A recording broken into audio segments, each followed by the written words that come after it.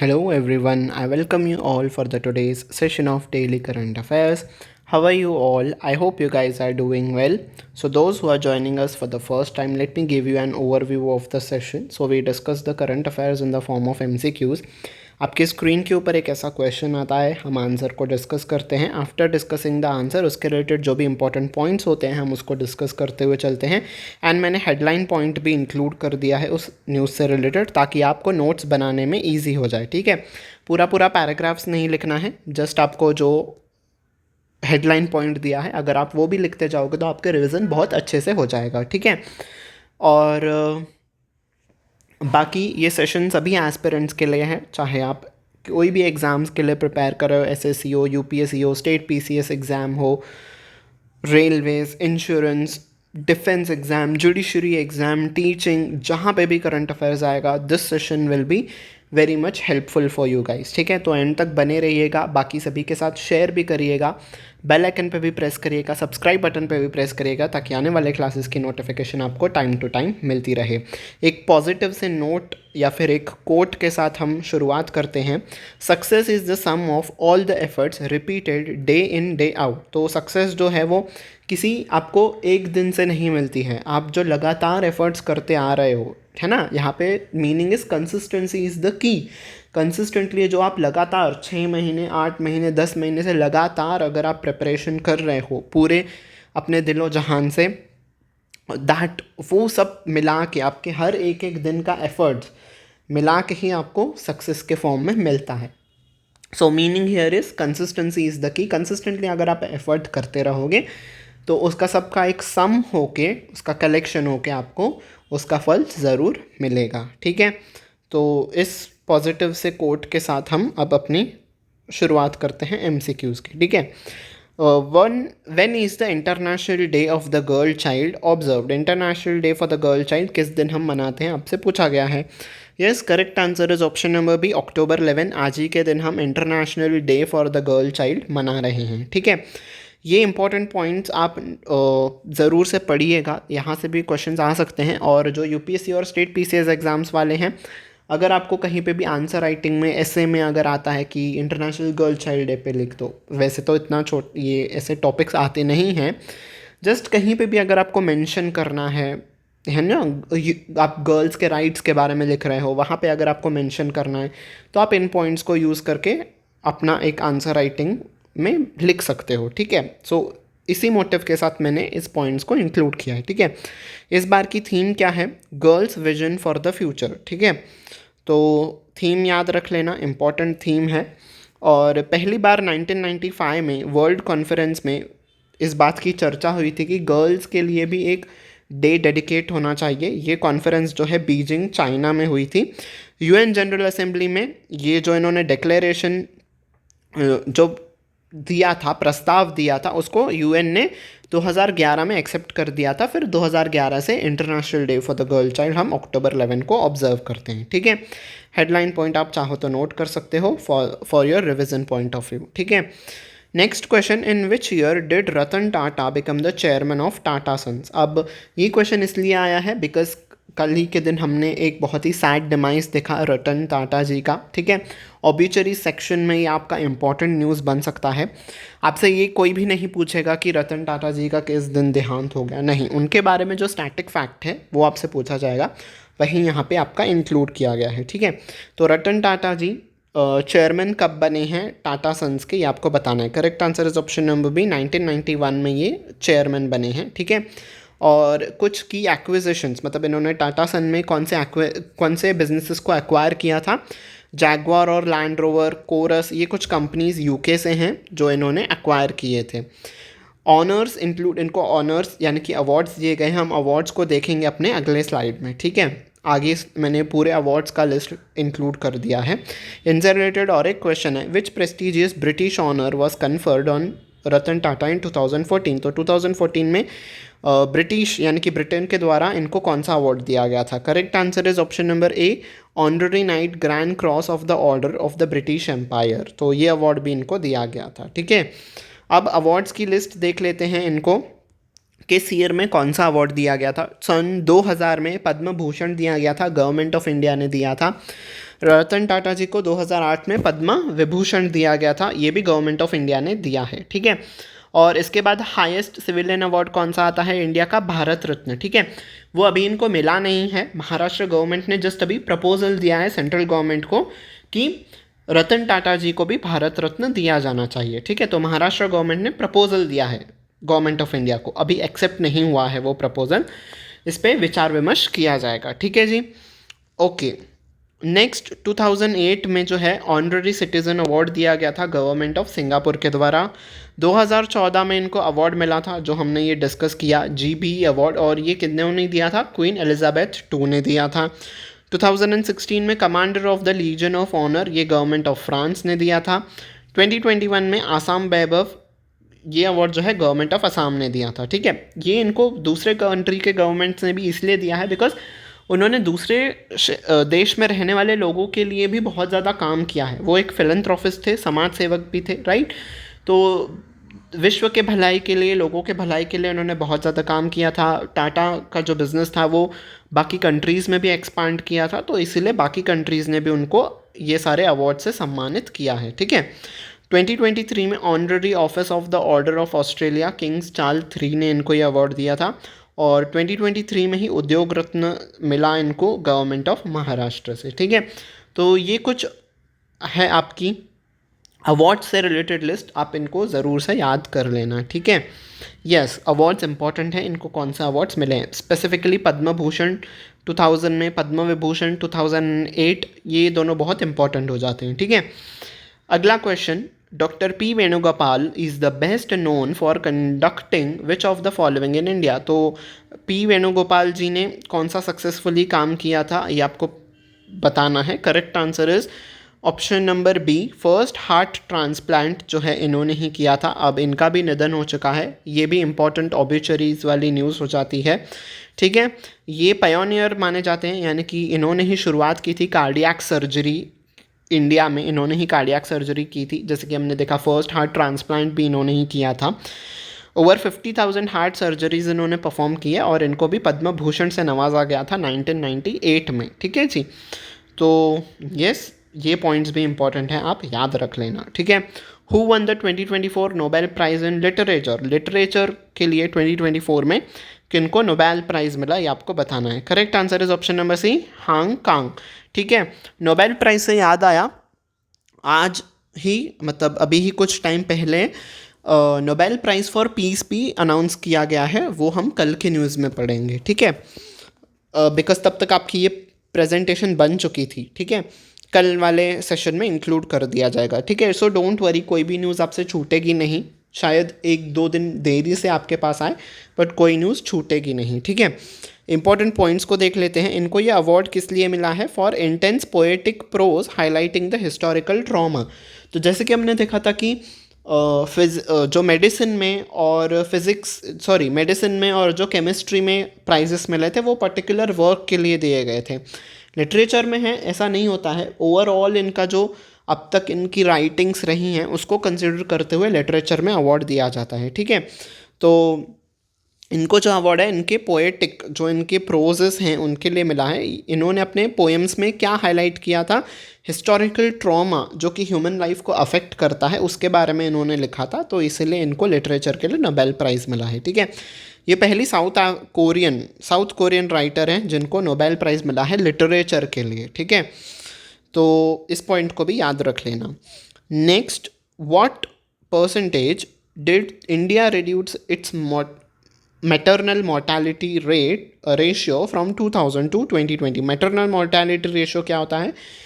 कोई भी मदर जब बच्चे को बर्थ देती है तब अगर किसी मदर की मृत्यु हो जाती है तब हम उसको मैटरनल मोर्टालिटी कहते हैं, ठीक है। तो डिलीवरी के वजह से जो भी क्रिटिकल कंडीशंस बन जाती हैं हम उस चीज़ को कहते हैं मैटरनल मोर्टालिटी। तो कितना कम किया है इंडिया ने 2000 से लेके 2020 तक आते आते कम हो गया है मैटरनल मोर्टालिटी, बिकॉज बहुत सारे साइंटिफिक वर्ल्ड में बहुत सारी डेवलपमेंट्स हुई हैं, ठीक है। हेल्थ केयर इंफ्रास्ट्रक्चर इंडिया में इम्प्रूव हुआ है, स्पेशली पिछले 5 6 सालों में, राइट। तो कम होके कितना रह गया है, कितना कम किया है इन्होंने, ये आपसे पूछा है, नॉट रह गया है, कितना कम किया ये आपसे पूछा है। Correct answer is option number B 70%। तो 70% से कम किया गया है मैटरनल मोर्टालिटी रेट, ठीक है। India made extraordinary progress in maternal mortality and family planning में भी बहुत अच्छा काम किया है इंडिया ने, इसको UNFPA ने रिकॉग्नाइज़ किया है, ठीक है जी। तो UNFPA यूनाइटेड नेशंस की एक बॉडी है, ठीक है, तो इन्होंने इस उपलब्धि को रिकॉग्नाइज़ किया है। Next, eight which event will Rafael Nadal retire. Rafael Nadal जो कि टेनिस के बहुत दिग्गज खिलाड़ी माने जाते हैं, ये रिटायर होने वाले हैं, ठीक है। किस इवेंट में रिटायर होंगे, कौन सा जो वो टूर्नामेंट होगा उसमें रिटायर होंगे। Correct answer is option number C, Davis cup finals 2024। तो इस टूर्नामेंट को खेलने के बाद ये रिटायर हो जाएंगे, ठीक है। तो इनके नाम जो है रिकॉर्ड है 22 ग्रैंड स्लैम सिंगल्स टाइटल इन्होंने जीते हैं, ठीक है जी। और फिर से जब ये न्यूज़ आएगी, ये जब लास्ट मैच खेलेंगे तब हम फिर से डिस्कस कर लेंगे इस न्यूज़ को, ठीक है। Next, when will the 38th national games be held in Uttarakhand. तो उत्तराखंड में 38th नेशनल गेम्स कब खेली जाएंगी, ये आपसे पूछा गया है। Correct answer is January 2025, option number ए, ठीक है। तो जनवरी 2025 में 38th नेशनल गेम्स खेले जाएंगी, ठीक है। तो 28 जनवरी से 14 फरवरी 2025 इस टाइम पीरियड में ये गेम्स खेले जाएंगी, और उत्तराखंड जो है वो विंटर नेशनल गेम्स को भी होस्ट करेगा। फिर से जब ये स्टार्ट हो जाएंगी ये न्यूज़ में ऑफकोर्स आ जाएंगी, ठीक है। Next, which countries are participating in Malabar 2024 naval exercise. Malabar 2024 naval exercise में कौन पार्टिसिपेट कर रहे हैं। करेक्ट, क्वाड कंट्रीज़, ठीक है। जो आपका क्वाड समूह है उसमें जो कंट्रीज़ हैं वो पार्टिसिपेट कर रही हैं। कौन कौन सी हैं वो countries, India, US, Japan, Australia, है ना। क्वाड में यही कंट्रीज़ हैं, यही चारों कंट्रीज़ हैं। तो option number A will be your answer, ठीक है। तो इस एक्सरसाइज के बारे में जान लेते हैं। डिफेंस वाले aspirants, this news becomes important for you. तो ये जो एक्सरसाइज है ये कहाँ पे हुआ था, INS सतपुरा, इस शिप पे ही ये एक्सरसाइज कंडक्ट की गई विशाखापट्टनम में 9 अक्टूबर को, ठीक है। और इसका फोकस क्या था, इंडो पैसिफिक रीजन में जो सिक्योरिटी है वो बनी रहे और कोऑपरेशन जो है वो बनी रहे, ठीक है। और includes harbour and sea phases. तो हार्बर पे भी ये एक्सरसाइज की गई, और सी फेजेस यानी कि समुद्र के तटों पे, समुद्र में जो जहाज़ है उस पे भी एक्सरसाइज कंडक्ट की गई, ठीक है। ओके जी, नेक्स्ट न्यूज़ की तरफ बढ़ते हैं हम आगे। आई होप आपको सब कुछ समझ में आ रहा है। If you are having any doubt do let me know in the comment section, ठीक है, आपका डाउट क्लियर हो जाएगा। Which countries participate in IB SAMAR exercise. तो इस एक्सरसाइज में जो है कौन से कंट्रीज़ पार्टिसिपेट करने वाली हैं। Correct answer is option number A, India, Brazil and south Africa. देखो, I से हो गया इंडिया, B से हो गया ब्राज़ील, और SA से हो गया, क्या हो गया आपका, SA से साउथ अफ्रीका, और MAR इज़ मैरीटाइम एक्सरसाइज। तो आप ऐसे याद रख लेना, इंडिया, ब्राज़ील, साउथ अफ्रीका की मैरीटाइम एक्सरसाइज है IB समर, ठीक है। तो option number A will be our answer. इसके बारे में अब देख लेते हैं। INS Talwar has arrived in Simon's town, south Africa for IBSMR का 8th एडिशन होने वाला है। आप एडिशन भी याद रखना, कहाँ पे हो रहा है, सिमंस टाउन, साउथ अफ्रीका में हो रहा है। और इंडिया से कौन सा जहाज़ है वो पार्टिसिपेट करने वाला है, INS तलवार जो है वो पार्टिसिपेट करेगा, ठीक है। नेवल एक्सरसाइज है ये। तो joint naval exercise, interoperability between the 3 navies. तो इन तीनों देशों के बीच में समन्वय बना रहे, इसीलिए इन तीनों देशों के नेवीज़ कोऑपरेट करें आपस में, इसलिए ये एक्सरसाइज कंडक्ट की गई है, ठीक है। इंडिया, ब्राज़ील और साउथ अफ्रीका, ठीक है जी। Next, what is the name of Indian Navy's new deep water vessel. तो इंडियन नेवी की न्यू डीप वाटर वेसल का नाम क्या है, आपको बताना है। Correct answer is option number B, Nirdeshak, ठीक है। निर्देशक है ये इस वेसल का नाम। इज द निर्देशक is the second of 4 survey vessels built by GRSE Kolkata. तो GRSE कोलकाता ऐसे 4 वेसल्स बनाने वाली हैं, निर्देशक जो है वो दूसरा वेसल है, ठीक है। फर्स्ट शिप INS संध्यक कमीशनड इन फरवरी 2024। पहली शिप जो है वो ऑलरेडी कमीशन की जा चुकी है इंडियन नेवी में, जिसका नाम है INS संध्यक, ठीक है। ये नाम भी आप याद रख लेना, because this is also important. तो ये जो सारी पिछली कुछ न्यूज़ थी डिफेंस वाले एस्पिरेंट, आपके लिए सुपर इम्पॉर्टेंट है, बाकी सबके लिए तो है ही इम्पॉर्टेंट, आपके लिए दिस बिकम सुपर इम्पॉर्टेंट। तो ध्यान से इसे पढ़िएगा, ठीक है। और इसको किसने डेवलप किया है? JRSE कोलकाता ने, ठीक है जी।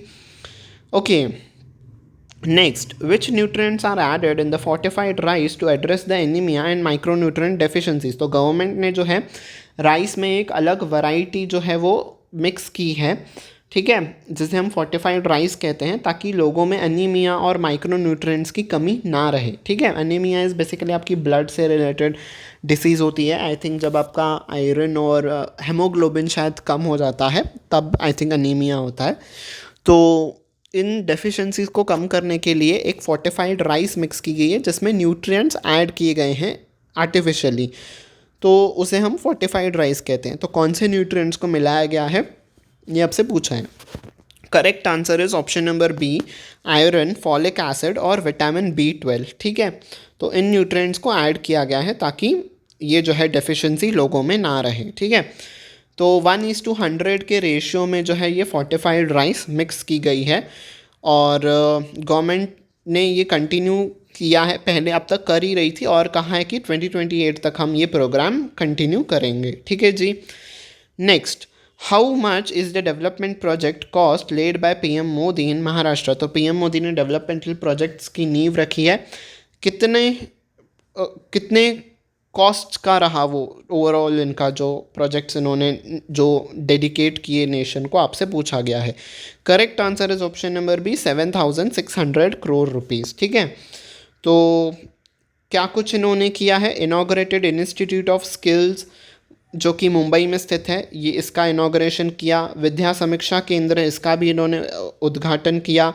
फाउंडेशन स्टोन रखा Baba Saheb Ambedkar international airport upgradation का, ऑलरेडी एयरपोर्ट है, इसको अपग्रेड करने के लिए जो है उसकी भी शुरुआत की। और शिरडी एयरपोर्ट टर्मिनल को बनाने की भी इन्होंने शुरुआत की है, ठीक है।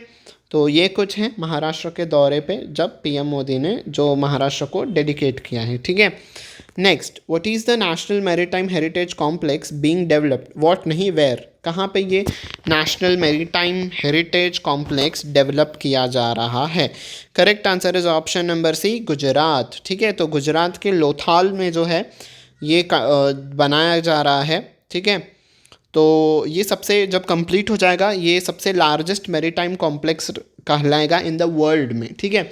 तो जो भी समुद्र के ज़रिए इंडिया ने ट्रेड किया है, जो भी अचीवमेंट्स हासिल किए हैं मैरीटाइम सेक्टर में, वो जो है इस कॉम्प्लेक्स में बेसिकली एक म्यूज़ियम और एग्जीबिशन टाइप रहेगा। इसमें ये सब कुछ दिखाया जाएगा, इंडिया के achievements in the field of maritime and maritime trade और वो सारे क्षेत्र में, ठीक है।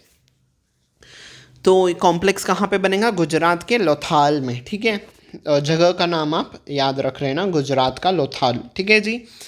नेक्स्ट, अकॉर्डिंग टू द लैसेंट, लैसेंट एक कंपनी है और उन्होंने एक रिपोर्ट पब्लिश की है। उनके हिसाब से which country has the highest number of oral cancer cases due to smokeless tobacco. Smokeless tobacco यानी कि जो आप वो पैकेट्स में खाते हो, ठीक है, जो डिफरेंट डिफरेंट ब्रांड्स के टबैकोज आते हैं, राइट, पैकेट्स में जो आप खाते हो, स्मोक वाला नहीं, पैकेट का जो वो टबैको आता है, उससे कैंसर जो होते हैं वो सबसे ज़्यादा किस कंट्री में पाए गए हैं, आपसे पूछा गया है। Correct answer is option number C, India.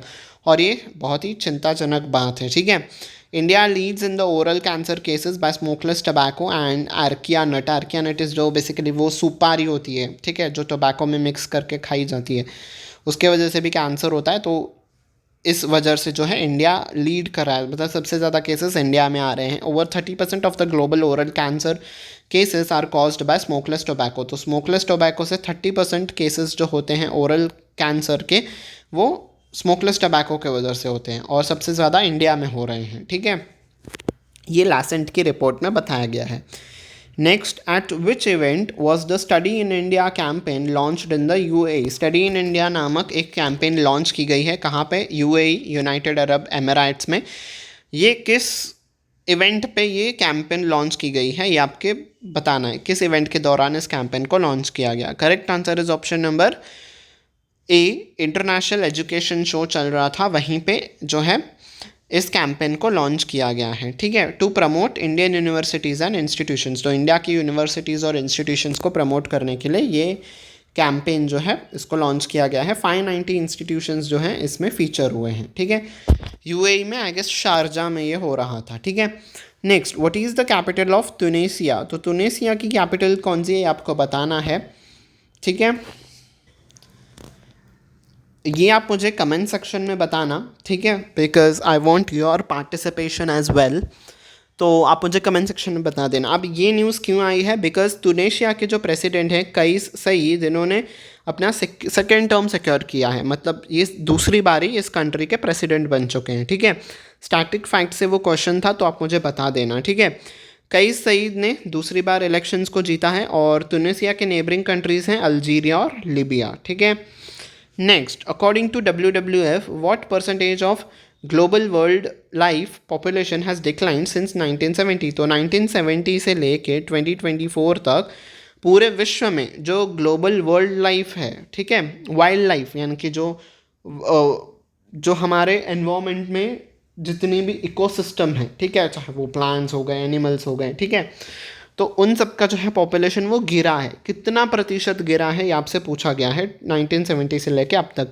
Correct answer is option number C, 73%। तो 73% of the wildlife population जो है हम लोग गवा चुके हैं। क्यों? हमारी ही गलतियों की वजह से। लाइक हमने पेड़ पौधे काटे हैं, पॉल्यूशन किया है, बेधड़ल्ले से पॉल्यूशन किया है, हर जगह पे पॉल्यूशन किया है, air pollution, water pollution, noise pollution, सब कुछ हम लोग ख़राब करते हुए चल रहे हैं, ठीक है। In fact now as well I will share my experience. अक्टूबर का महीना चल रहा है यहाँ पे and I am feeling like, भाई साहब, इंडिया में मुझे तो ऐसा लग रहा है कि गर्मी का सीज़न स्टार्ट हो रहा है, मतलब गर्मी ही चल रही है, इतनी ज़्यादा गर्मी हो रखी है। मतलब ये विंटर सीज़न तो बिल्कुल लग ही नहीं रहा है। सो यस, हमारे किए धराए का ही ये नतीजा है। और अगर हम सभी लोग को एफ़र्ट करना होगा इस चीज़ को सुधारने के लिए, वरना हमारे आने वाले जनरेशन्स के लिए तो ये डिफ़िकल्ट होगा ही, हमारे लिए भी सर्वाइव करना डिफ़िकल्ट हो जाएगा। सो आप जहाँ पे भी अगर देख रहे हो कहीं पे कुछ गलत हो रहा है, रिसोर्सेज का बहुत वेस्ट हो रहा है, नल खुले छोड़े जा रहे हैं, पेड़ों को काटा जा रहा है, तो एटलीस्ट आप ट्राई कीजिए। वो सक्सेसफुल होता है या नहीं उसको बाद में देखा जाएगा, आप उस चीज़ को रोकने का एटलीस्ट ट्राई कीजिए, लोगों को अवेयर कीजिए, टॉन्ट मारिए लोगों को कि भाई देखो आपकी वजह से ऐसे रिसोर्स वेस्ट हो रहे हैं, इसे मत कीजिए। टॉन्ट मारते हैं ना तो वो बहुत छुपता है लोगों को, तो आप ट्राई कर सकते हो, ठीक है। छोटे छोटे एफर्ट से ही हम अपने एनवायरनमेंट को सेव कर सकते हैं, तो please give it a try.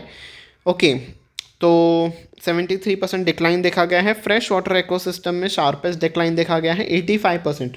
तो जो पीने लायक पानी है वो 85% तक कम हो चुका है, ठीक है। इसी वजह से हम हर साल पीने के पानी की तंगी झेलते हैं, स्पेशली इंडिया में, ठीक है।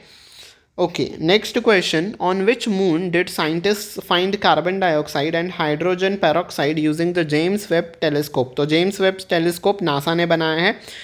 किस मून पे जो है कार्बन डाइऑक्साइड और हाइड्रोजन पेरोक्साइड पाया गया है इस टेलीस्कोप के ज़रिए? Correct answer is option number C, Charon. Charon जो है वो प्लूटो प्लैनेट का सबसे लार्जेस्ट मून है, ठीक है। प्लूटो एक ड्वार्फ प्लैनेट है, उसका ही ये सबसे लार्जेस्ट जो है ये मून है, ठीक है। CO2 यानी कि कार्बन डाइऑक्साइड पाया गया है, ये फॉर्मूला है, right, molecular formula carbon dioxide का। और हाइड्रोजन पेरोक्साइड पाया गया है प्लूटो के लार्जेस्ट मून चैरॉन पे, ठीक है। और बस इतनी सी ही न्यूज़ थी। So thank you very much कि आप मेरे साथ यहाँ तक बने रहे। I hope you have like this session. If you have like it, don't forget to hit on the like button and सभी के साथ शेयर करते रहिएगा, ठीक है। तो कैसा लगा ये सेशन आप ज़रूर से मुझे कमेंट सेक्शन में बताइएगा। आई होप मैंने कुछ वैल्यू ऐड की हो आपके नॉलेज में और आपको पॉजिटिव थिंक करने के लिए शायद मैंने मोटिवेट किया हो, तो ज़रूर से मुझे बताना। And yes, on this note I take your leave until you meet next time. Take very good care of yourself. Bye bye everyone.